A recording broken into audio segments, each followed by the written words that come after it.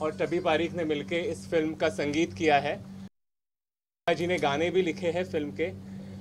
हाल ही में जो महाराष्ट्र राज्य शासनाचे जे पुरस्कार झाले त्याच्यात ह्या सिनेमाला 5 पारितोषिकं मिळाली। उत्कृष्ट सामाजिक चित्रपट, उत्कृष्ट सामाजिक चित्रपट दिग्दर्शक, उत्कृष्ट संवाद, उत्कृष्ट गीते आणि उत्कृष्ट छायांकन cinematography. as a filmmaker you are always sensitive to the socio political reality around you, और आप हमेशा एक कहानी की तलाश में रहते हैं, क्योंकि कहानी माध्यम होती है। जो आपकी बात कहनी होती है, आपकी वो बात कहने का माध्यम कहानी होती है सिनेमा के लिए। और ऐसी कहानी मैंने डॉक्टर महेश केळुस्कर जी की पढ़ी थी, जो 10 साल पहले एक दिवाळी अंक जिसे बोलते हैं उसमें आई थी। आणि ती गोष्ट मला फार आवडली। त्याच्यातला जो मध्यवर्ती पात्र होतं Shyam Jagdale, who is a senior political correspondent, मुख्य राजकीय वार्ताहर आहे तो एका वर्तमानपत्राचा। तर त्याच्या डोळ्यातनं ह्या सामाजिक राजकीय विश्वाकडे बघणं हे फार इंटरेस्टिंग होतं आणि आम्ही त्या मग गोष्टीवरती काम करायला सुरुवात केलं। अर्थात ही गोष्ट 10 वर्षापूर्वीची होती, म्हणून त्यातले जे बरेच संदर्भ होते, the socio political context needed to be updated. आम्ही बराच वेळ त्या स्क्रिप्टवर काम केलं आणि त्यांनी आणि मी आम्ही दोघांनी मिळून तो स्क्रीन प्ले लिहिला। सचिन खेडेकर हे खूप आधीपासून ह्या सिनेमाशी जोडले गेले। त्यांनी जेव्हा ते वाचलं तेव्हापासून ते सिनेमाच्या प्रेमात पडले आणि त्यांनी आणि मी आम्ही मिळून निर्माता शोधायला सुरुवात केली। हा सिनेमा बनवायला निर्माता म्हणून एक धाडस लागणार होतं, because we wanted to say something and we wanted to say it urgently. आणि आम्हाला असा निर्माता हवा होता जो ते शिवधनुष्य ज्याला पेलवू शकेल, आणि सचिन चव्हाणांच्या रूपानं आम्हाला तो निर्माता सापडला। त्याच्यानंतर मग सगळे हळूहळू त्या सिनेमाशी जोडले गेले।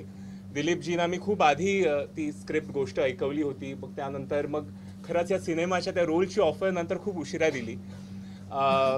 संभाजी भगतना मी कुठेतरी ऐकलं होतं। संभाजी भगत हे महाराष्ट्राचे मोठे शाहीर आहेत आणि एरवी त्यांच्या कामातून ते एक सामाजिक राजकीय भाष्य करत असतात। He is a socially politically sensitive poet, आणि through all his work he is making a commentary over the socio political situations.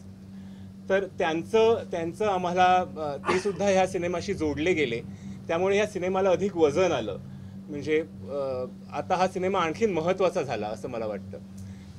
त्यांच्या गाण्यासाठी माणूस मारलासाठी त्यांना सर्वोत्कृष्ट गीताचं पारितोषिकही मिळालं।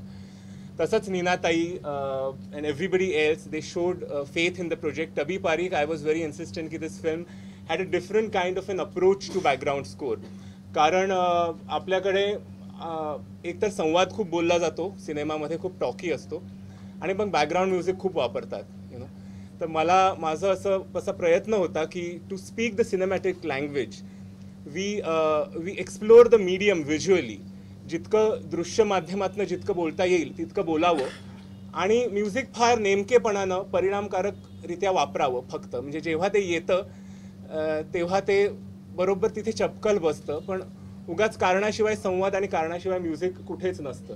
तर ती सिनेमाची भाषा बोलण्याचा आम्ही एक प्रयत्न केला आहे। तर टबी पारीकचं त्यामध्ये फार मोठं योगदान आहे। रसूल पुकुटी यांचं ह्या सिनेमाला साऊंड डिझाईन त्यांनी केलं आहे, ते सुद्धा फार मोठं नाव आहे, ऑस्कर विनर आहेत, आणि त्यांचं सुद्धा ह्या आम्ही सिंग साऊंड केला आहे सिनेमा, जो मराठीत फार सिनेमे खरं तर होत नाहीत, पण तो जो सिनेमाचा पिंड होता तो लक्षात घेता मला असं वाटलं की this needed to be shot in sync sound, आणि रसूलची आम्हाला मदत झाली। Milind, of course Milind, I think he will be discovered as an actor in this film. Bhanu Athaiya ह्यांचं आम्हाला कॉस्ट्युम्स वर त्यांची मदत झाली, त्यानंतर त्यांचं काम पूर्णिमा ओकने केलं त्यांची जरा। तर असं हे एक माणूस, मोठी माणसं या सिनेमाशी जोडली गेली, आणि मला ह्या सर्वांबरोबर माझ्या पहिल्या सिनेमात काम करायला मिळालं हे मी माझं भाग्य समजतो। कारण सिनेमा जेव्हा तुम्ही बनवत असता तेव्हा तुम्ही जरी तो सिनेमा बनवला तरी तो जो प्रवास असतो तो प्रवास तुम्हाला बनवत असतो। म्हणून एका अर्थाने फिल्म मेकर या शब्दाचा अर्थ जो फिल्म बनवतो तो नाही, but one who is made by the film. So you make the film but the film makes you. So I am thankful to everybody की त्यांनी मला ह्याच्यामध्ये सहकार्य केलं, सहयोग केला. आणि जसं मी कायम सांगतो, हा सिनेमा एक माणूस जो संवेदनशील आहे आजच्या परिस्थितीबद्दल आणि त्याला काहीतरी म्हणायचं आहे, नेमकेपणाने म्हणायचं आहे, आणि तो माध्यमातला माणूस आहे. म्हणून आज तुमच्या सर्वांशी बोलताना मला असं वाटतंय की हा आमचा सिनेमा आहे, पण त्याहून जास्ती हा तुमचा सिनेमा आहे, कारण हा माध्यमातला माणूस आहे. तर तो तुमच्यापासून लोकांपर्यंत, जनसामान्यांपर्यंत पोहोचावा, आणखीन स्ट्रॉंगली तो लोकांपर्यंत जावा अशी माझी अपेक्षा आहे, आणि तशीच मी तुम्हा सर्वांना विनंती करतो. Thank you so much. Thank you once again for coming.